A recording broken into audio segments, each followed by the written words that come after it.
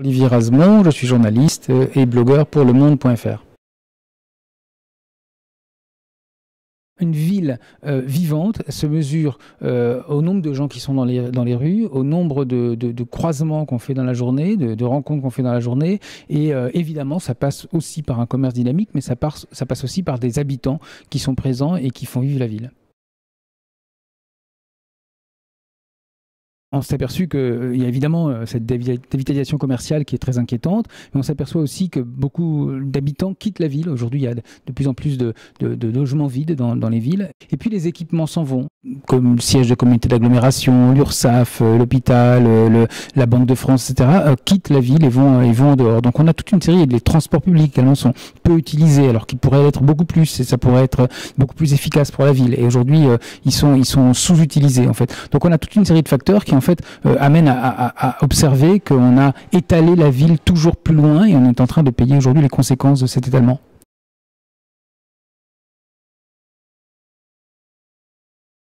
L'avantage d'une personne qui se déplace en bus ou en tramway ou en métro, c'est qu'elle vient en bus et elle repart en bus. Et donc, elle est d'une certaine façon captive. Donc, elle va rester en ville. Et quand elle a l'habitude de faire ça régulièrement, elle va rester en ville régulièrement, elle va revenir systématiquement en ville, elle va avoir plus de difficultés finalement à s'en aller, alors que la personne qui vient en voiture peut venir une fois et puis le lendemain fera autrement ou fera autre chose. Et donc, il faut choyer les habitants qui viennent et les salariés qui se déplacent en bus, en tramway, en métro.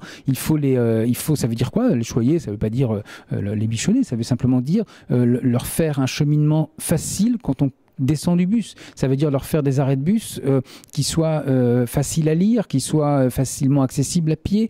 Ça veut dire faire des bus qui respectent les horaires. Ça veut dire des gares de bus, des gares routières dans lesquelles on peut trouver facilement l'ensemble des horaires. C'est des choses comme ça qui sont des détails, mais qui sont très importantes de façon à ce que on puisse venir en ville également en transport public.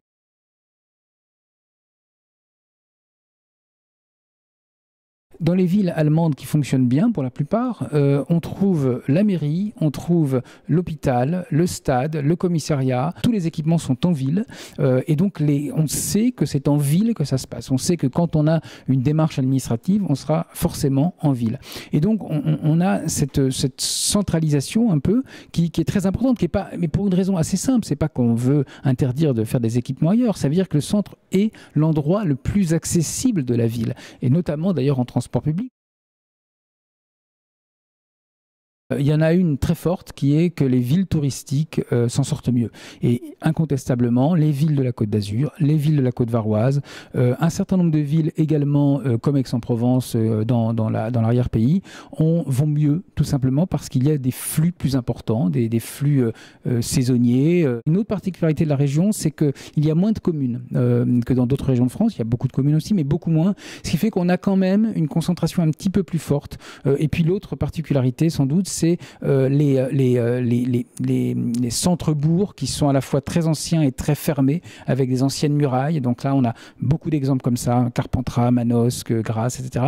Et là, effectivement, on a parfois un peu de mal à sortir de ce centre-bourg et on a tendance à oublier justement qu'autour, il y a aussi des quartiers.